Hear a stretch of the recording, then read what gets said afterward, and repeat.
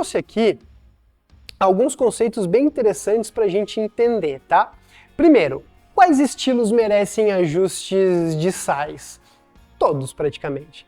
A gente consegue observar aqui, através dessa referência do livro Water, do John Palmer, que Pilsen costuma ter uma água bem branda, uma água com uma quantidade de íons bem reduzida. Já uma Dry Stout, muito comum em Dublin, muito comum nas regiões aí da Inglaterra também, eles fazem muita cerveja escura. Cerveja escura, opa, alcalinidade mais elevada? Sim, é exatamente isso que a gente consegue ver. A gente consegue ver o valor de bicarbonato mais elevado na faixa de 320, 319. Precisa ter isso para equilibrar os maltes torrados, tá? O equilíbrio sulfato quase 1:2, puxando mais para o sulfato. Dry Stout. Secura, lembra que eu comentei? Se você não assistiu a aula, assista a aula de íons quimicamente importantes, tá? Água para fazer uma Dortmund, uma Export Lager. Olha só, proporção cloreto sulfato 1:2, puxando mais para o sulfato também, uma cerveja mais seca. Alcalinidade média alta, para equilibrar essa acidez também, tá? Quantidade de cálcio, 225, bastante cálcio. Cerveja límpida, cristalina, translúcida. Viena Lager, um dos meus estilos preferidos. Viena Lager, qual o segredo de uma Viena Lager? Muito cálcio, muito sulfato e uma alcalinidade média, 120 mg por litro, já está espetacular, tá? Vamos fazer uma Oktoberfest? Uma Munich Oktoberfest? Primeiro, alcalinidade 150 na média, mais sulfato do que cloreto, mas em níveis mais baixos, é uma Lager, pouco cálcio, pouco magnésio também. Correções básicas, tá? London, as British Ales. A palavra-chave para a cerveja britânica é equilíbrio, né? Então elas são mais equilibradas, elas tendem a ser mais equilibradas, tá? Equilíbrio cloreto sulfato 30, 32, 34 aí na média, tá bom? Scotch Ale, que é o jeito escocês de tomar uma cerveja escura, né? A gente tem aí basicamente, cerveja escura, alcalinidade lá em cima, e não é à toa, valor de alcalinidade na faixa de 225, equilíbrio cloreto sulfato puxando mais pro sulfato, cerveja um pouco levemente mais seca. India Pale Ale, a britânica, a original, aquela que surgiu nos anos 1800, 1700. Muito sulfato, galera. Olha que loucura, 820 mg por litro de sulfato. É muita coisa, tá? Bastante cálcio. Na faixa de 350 mg por litro de cálcio. O que é muita coisa, na verdade, né? A alcalinidade mais alta também, porque eles usavam mais maltes torrados, ok? Vamos lá, galera. Para evitar a gente fazer cálculos aqui bem avançados, eu já trouxe pronto essas tabelas que relacionam a concentração de sais para cada litro de água. Então a gente vê ali que a concentração ela dá em grama por litro. Você tem o reflexo da concentração em grama por litro em miligrama por litro de sulfato e miligrama por litro de cálcio. Então notem o seguinte, se eu coloco, por exemplo, se eu tenho 1 litro de água e eu coloco lá 0,09 gramas de sulfato de cálcio hidratado, eu vou estar adicionando na minha água 50 mg por litro de sulfato e 20,8 mg por litro de cálcio. Se eu extrapolo isso aí para 0,18 gramas de sulfato de cálcio em 1 litro de água, eu já vou estar adicionando 100 mg por litro de sulfato e 41,6 mg por litro de cálcio. Duan, eu faço cerveja com 20 litros de água na mostura ou 1000 litros de água na mostura. Como é que eu faço para saber a quantidade? Eu já deixei a concentração em gramas por litro, não é à toa, já para facilitar o seu lado. Se você observar, vai lá, eu quero colocar, por exemplo, 100 mg por litro de sulfato.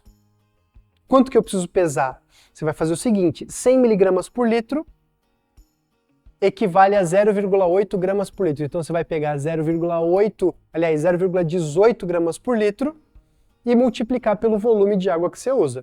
Então se você utiliza 1000 litros de água, 180 gramas. Então, se você colocar 180 gramas de sulfato de cálcio diidratado em 1.000 litros de água, você vai estar adicionando 100 miligramas por litro de sulfato e 41,6 miligramas por litro de cálcio, tá?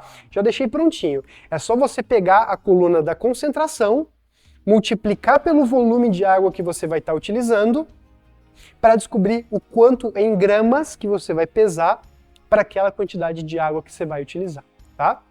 De nada, ok? Sulfato de cálcio hidratado, a gente vai usar para colocar secura, crispy na sua cerveja. Sulfato de magnésio, para você incrementar magnésio, segue a mesma linha de raciocínio, já deixei tudo prontinho na coluna concentração. Se você quer 100 mg por litro de sulfato, partindo do sulfato de magnésio heptahidratado, você vai colocar aí 0,26 gramas por litro de sulfato de magnésio heptahidratado. Isso vai te trazer 100 mg por litro de sulfato e 25,3 mg por litro de magnésio, tá? E assim, quantidades mais elevadas também. Cloretos, vamos falar dos cloretos agora. Cloreto de cálcio hidratado também, galera. Eu quero fazer uma cerveja mais doce, puxando para um dulçor, fazer uma bock, por exemplo. Quanto que eu devo colocar? Minha sugestão, 100 mg por litro de cloreto. Então você vai colocar, vai pesar 0,21 gramas de cloreto de cálcio hidratado para cada litro de água que você vai utilizar. Isso vai te trazer 100 mg por litro de cloreto e 57,1 mg por litro de cálcio, tá? Cloreto de magnésio hexahidratado, mesma coisa, galera. Eu quero colocar 100 mg por litro de cloreto proveniente do cloreto de magnésio hexahidratado. Fácil. Eu peso 0,29, pode arredondar para 0,3 gramas para cada litro. Literalmente você vai pesar isso aí e colocar. Você usa 20 litros de água, 0,3 vezes 20. Você usa 500 litros de água para mostura e 750 para lavagem, por exemplo, 0,3 vezes 500, você vai saber o quanto que você vai usar de cloreto de magnésio hexahidratado para chegar nos 100 mg de cloreto.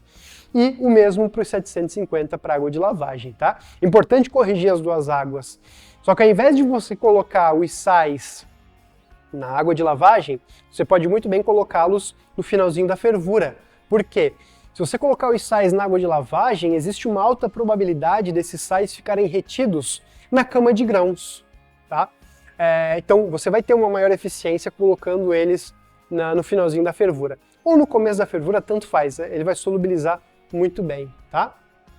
Cloreto de sódio para fazer as New England IPA, por exemplo, para fazer gueuze. Fazer gueuze você precisa extrapolar aí 700 mg por litro de cloreto, tá? Mas aqui já tem a mesma ideia, o mesmo comportamento químico, beleza?